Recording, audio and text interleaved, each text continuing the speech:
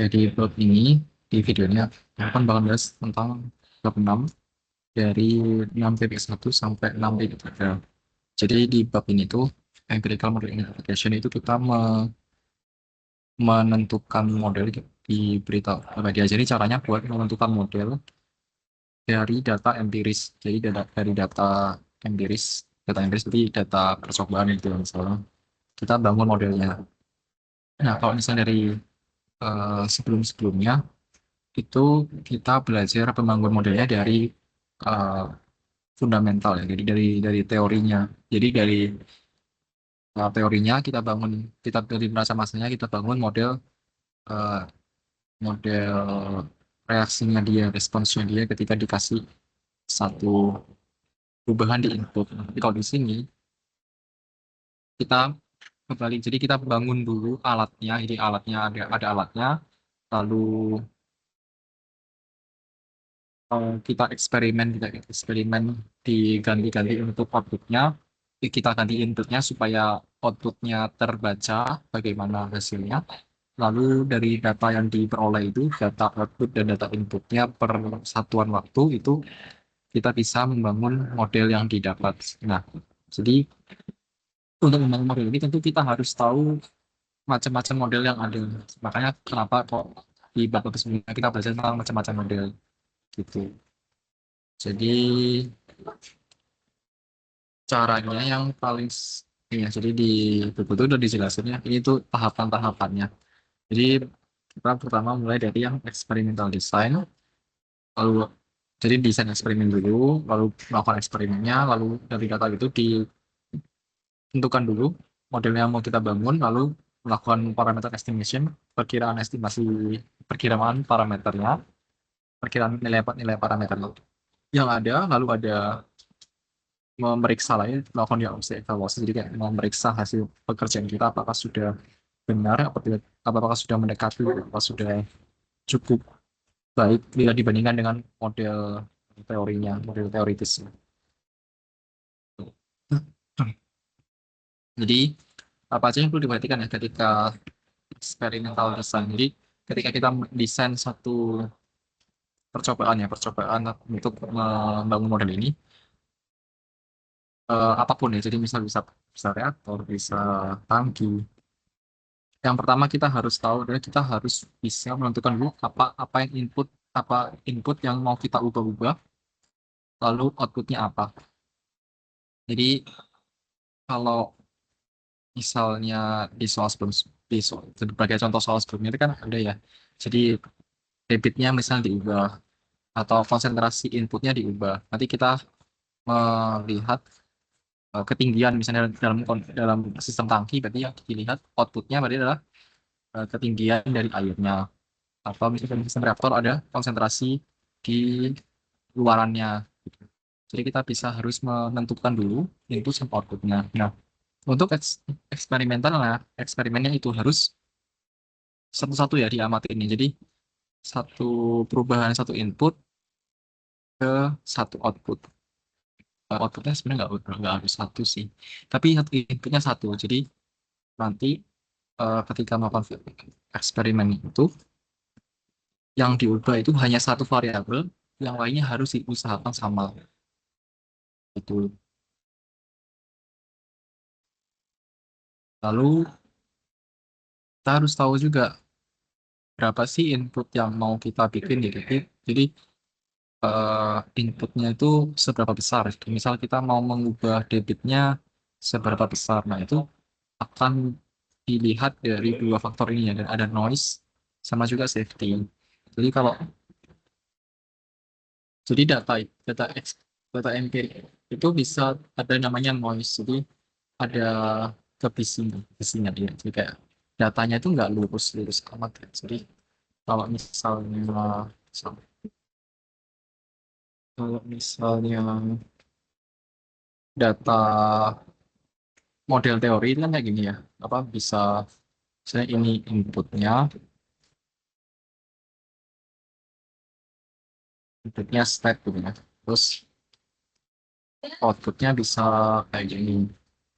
Ini kalau aku apa output teori. Tapi kalau misalnya data eksperimen kan bisa bisa nggak semulus itu ya. Jadi bisa kayak gini.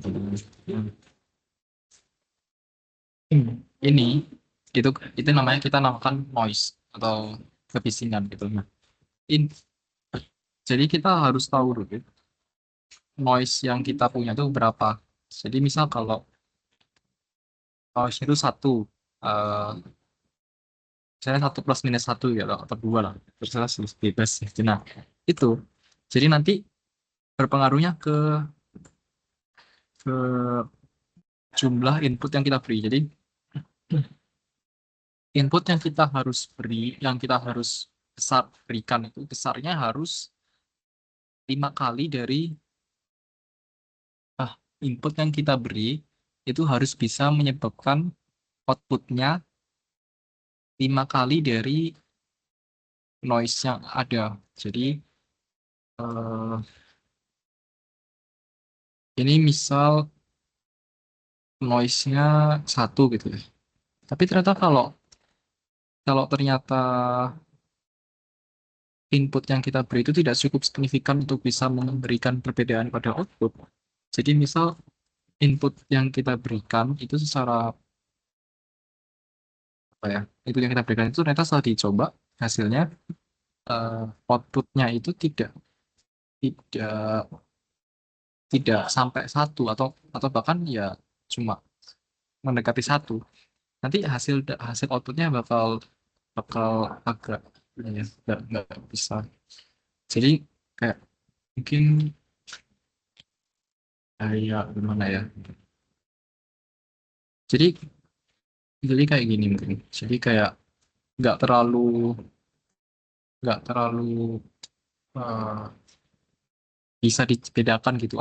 Jadi kalau misalnya outputnya itu tidak terlalu signifikan gitu, maka nanti kita nggak bisa membedakan antara ini noise atau ini efek dari eh, inputnya, efek dari gangguan yang di input. Jadi gitu. Nah, patokannya itu adalah ini ya, signal output to noise ratio itu harus lebih besar dari 5. Jadi misal noise-nya itu satu.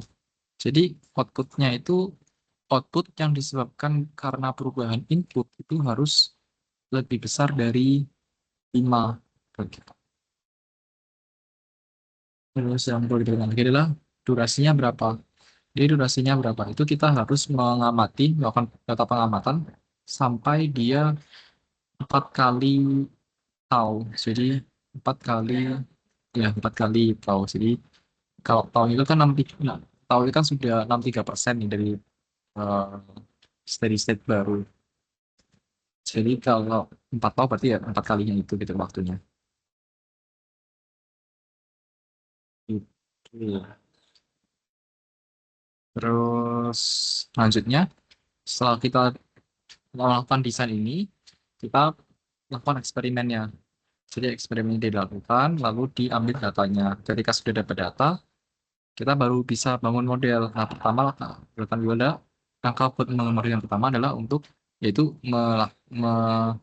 memilih model mana yang mau kita jadikan sebagai tipe model apa gitu. Misalnya first order, second order yang mau kita jadikan sebagai patokan gitu untuk perhitungan parameter estimasi. Jadi itu, nah yang paling umum biasanya digunakan adalah first order with dead time. Jadi order satu dengan waktu tunda. Ya sebenarnya karena eh, parameter yang diestimasi lebih sedikit ya daripada kalau order 2. Jadi kan order 2 itu kan misalnya kayak ini contoh grafik respons order 2.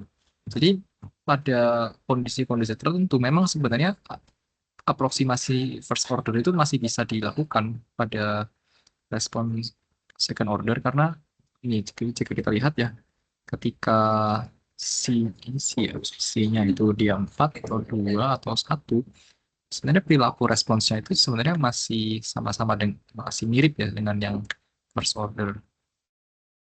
atau bahkan misalnya kalau kita pakai C-nya 0,5 ini ya, itu masih bisa sebenarnya kalau mau diestimasi pakai first order with data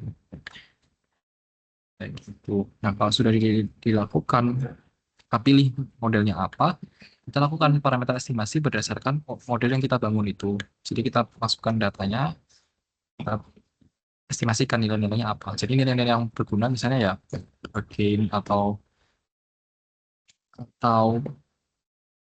kalau di second order berarti ada tambahan estimasi lagi misalnya faktor redaman dan lain sebagainya. Nah, untuk menentukan memperkirakan berapa sih nilai parameter yang ada di dalam model kita itu ada dua caranya, graphical sama statistical. Graphical itu ada metode satu sama metode dua. Nah, bedanya apa kalau parameter satu sama parameter metode satu sama metode dua? Bedanya ada di sebenarnya sama, awalnya sama ya. Jadi awalnya kita tentukan delta output sama delta input. Delta ini sebenarnya sama-sama delta ini sama ini.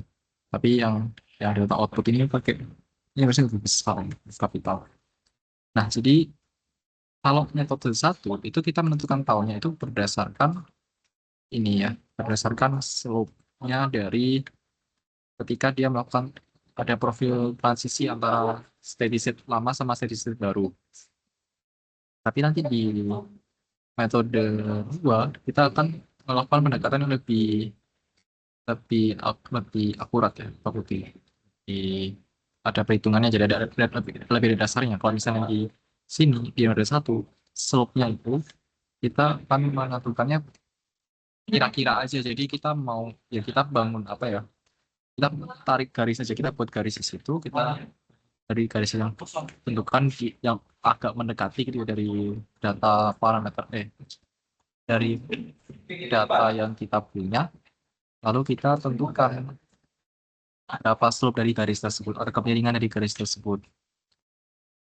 Kalau dari metode dua ini kita pakai untuk sebagai ganti dari slope itu kita pakai 0,28 delta sama 0,63 delta dengan rumus seperti ini. Nanti buat cara detailnya kalau ini akan dijelaskan di video yang khusus soal kayak gitu.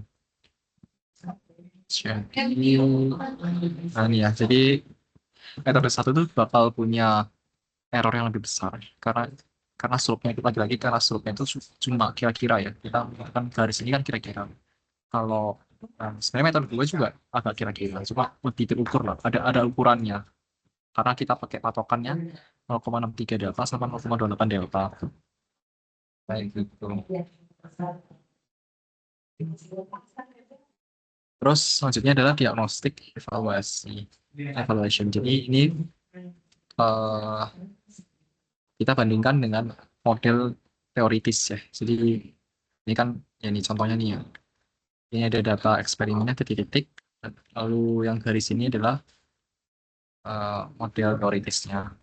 Kalau misalnya sudah mendekati, contohnya seperti ini ya, nah kita bisa sebut dia ya kita bisa pakai model empiris kita untuk memprediksi gitu ya, memprediksi perilaku respons dari sistem yang kita punya. Nah, ini untuk figur 6.7 ini adalah contoh ketika eh, responsnya itu punya noise.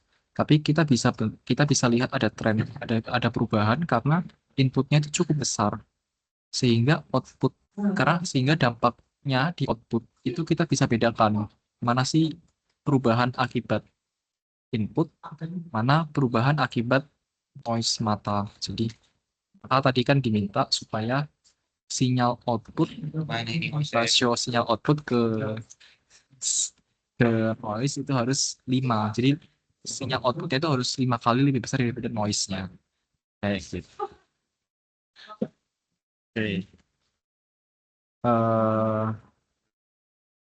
Ya ini rangkuman ya, jadi rangkuman dari proses reaction curve. Nanti buat statistical model identification itu sebenarnya langkah-langkahnya sama. Cuma bedanya ini di parameter estimasinya itu ya, yang kita pakai metode statistikal. Seperti itu.